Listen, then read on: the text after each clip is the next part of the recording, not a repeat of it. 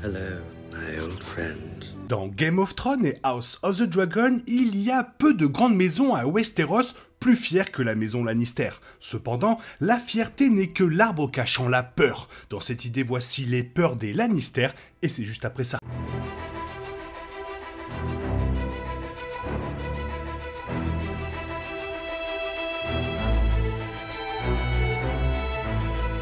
Voilà, Morghulis.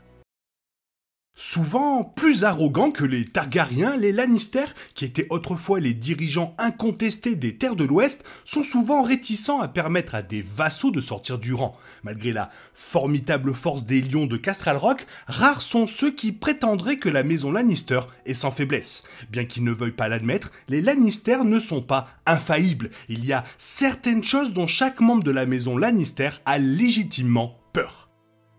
Et on commence avec les vassaux. Chaque seigneur de Game of Thrones souffre occasionnellement de problèmes de la part de ses vassaux. La maison Stark a eu du mal à faire face aux Bolton écorchés. La maison Tyrell comptait avec les Florents avides de pouvoir. Et Stannis Baratheon a été forcé de regarder tous ces hommes affluer du côté de Renly. Pourtant, la maison Lannister va encore plus loin. Bien que les Lannister soient l'une des maisons les plus importantes de Westeros, leurs vassaux sont parfois en désaccord. Les relations avec leurs vassaux sont devenues si mauvaises que Tywin a finalement eu recours à l'extinction complète de ses propres hommes, les Rhaens et les Tarbeck. Et on continue sur se moquer. Un aspect majeur de la nature brutale de Tywin et de sa haine pour Tyrion est que les Lannister ont peur du rire. De nombreux membres de la famille se prennent beaucoup trop au sérieux pour se laisser transformer en blague. C'est en partie pourquoi ils réagissent si violemment à toute menace. C'est aussi l'une des principales raisons pour lesquelles Tyrion assassine Shae. Après avoir révélé qu'elle appelait Mon Géant, la salle s'est transformée en rire et Tyrion l'a méprisé. C'est la même raison pour laquelle Cersei méprisait les Tyrell, qu'il a considéré souvent comme une blague. Quand on se moque des Lannister, ils ont tendance à se déchaîner. Ce qui nous amène à la perte de puissance. Étant donné que les Lannister sont introduits à l'apogée de leur pouvoir, ils craignent généralement même le moindre soupçon de perte d'influence dans les 7 royaumes. Il peut être facile de résumer la maison Lannister à des lions avides de pouvoir, mais lorsqu'ils ont du pouvoir, ils répugnent à le perdre. Cersei détruit le cep de Baléor, Tyrion fait défaut aux Targaryens, Tywin provoque les noces pourpres et Jaime pousse un petit garçon par la fenêtre. Le tout dans une vaine tentative d'éviter un déclin des Lannister. Bien sûr, leur peur finit par causer exactement ce dont ils s'inquiétaient, et la famille est maintenant presque éteinte. Et comment ne pas évoquer la maison Stark ? Le loup n'est pas exactement un ennemi naturel du lion, mais les Stark et les Lannister passent la plupart du temps à la gorge des uns des autres. Depuis que Tywin a saccagé Port-Réal pendant les rébellions de Robert, les tensions entre les familles montaient. Au moment où elles ont explosé au cours de la première saison de la série, Ned Stark était mort, Bran Stark avait été poussé par une fenêtre et Tyrion avait été le captif de Catelyn. Les Stark ne sont pas différents des Lannister en ce sens qu'ils peuvent également répondre brutalement aux insultes. Et avec la mort de Ned, ils ne reculeraient devant rien pour se venger et les Lannister craignaient les forces du Nord. C'est l'une des principales raisons pour lesquelles ils ont marié Tyrion à Sansa et ont chargé Lord Frey d'orchestrer les noces pourpres. Bien sûr, tout ça nous mène à Joffrey Baratheon. Pendant les jours du règne du roi Robert, il n'y avait personne de plus dangereux que le prince Joffrey. Bien que le garçon ait eu peu ou pas du tout de pouvoir avant de s'asseoir lui-même sur le trône de fer, le fait qu'il soit en fait le fils bâtard de Jaime et Cersei Lannister aurait été plus que suffisant pour attirer la colère de Robert sur eux. Alors que le roi Robert Baratheon était un bon personnage dans Game of Thrones, il n'était pas un homme bon. Ayant voulu tuer Daenerys Targaryen simplement parce qu'elle existait. Il était presque certain qu'il aurait mis des têtes sur des pics s'il avait réalisé la vérité. Il y a une raison pour laquelle Cersei le craignait et c'est pourquoi elle a précipité l'assassinat.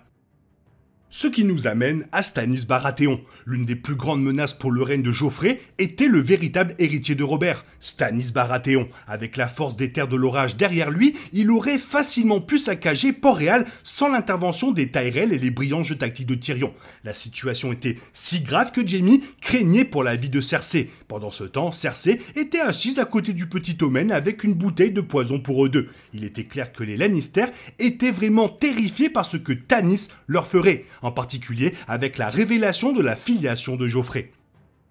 Et bien sûr, les marcheurs blancs. Peu de choses étaient aussi horribles que le roi de la nuit et ses marcheurs blancs. Ils étaient si terrifiants pour les Lannister que Jaime a finalement quitté le côté de Cersei pour se rendre à Winterfell et risquer sa vie dans la lutte contre les morts-vivants. Même Tyrion était terrifié par eux, car il avait été piégé dans les cryptes avec eux. Seule Cersei semblait capable de supporter leur concept, mais elle avait certainement encore peur quand un revenant captif lui cracha au visage. Bien que la bataille de Winterfell ait finalement déçu les téléspectateurs, il est indéniable que les marcheurs blancs constituaient une menace légitime pour le règne des Lannister et le royaume lui-même.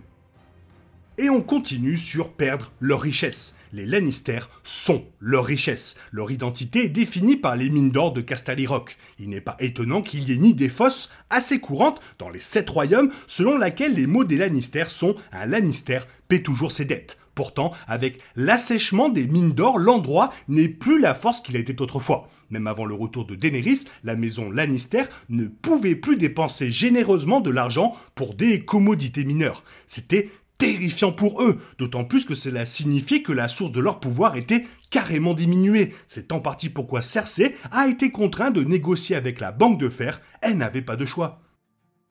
Et bien sûr, perdre sa famille. Même si les Lannister avaient soif de pouvoir, le concept le plus terrifiant pour eux était l'idée de perdre leur famille. Chacun d'eux ayant idolâtré son père, même Tyrion était terrifié et hors de lui quand il a tué Tywin. Avec tant de morts tristes, les Lannister craignaient de perdre leur propre famille en cours de route. Leurs craintes se sont réalisées. Cersei a toujours été terrifiée à l'idée que ses enfants meurent avant elle. Et c'est le cas, Tyrion avait peur d'être seul. Il l'était. Tywin craignait de ne laisser aucun héritage à la maison Lannister.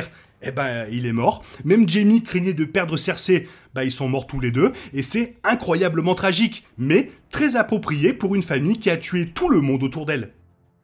Et finalement, la plus grande peur, c'est les uns les autres. Pourtant, si les Lannister craignaient de se perdre, ils craignaient aussi les autres membres de leur propre famille. Souvent terrifiés par Tywin, les jeunes Lannister étaient rarement disposés à lui tenir tête. Même moi, j'oserais pas. Pourtant, même en dehors de leur terreur face à leur père, ils se faisaient aussi la guerre entre eux. Tyrion et Jaime craignaient de quoi Cersei était capable. Jaime craignait ce que Cersei pouvait faire pour le pouvoir, et Tyrion craignait la réaction de Cersei et Jaime suite au meurtre de son père. Il craignait toujours que les autres Lannister ne s'en prennent à eux dans leur propre quête individuelle de pouvoir.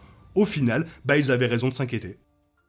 Et oui, car souvent, derrière les meilleurs attraits, il y a toujours de la peur. Toi, qu'est-ce que tu en penses? Fais-moi part de ton avis dans la zone commentaire, sinon il est temps pour toi de reprendre le cours normal de ta vie. On se retrouve demain pour une nouvelle vidéo. Bisous bisous, bye bye.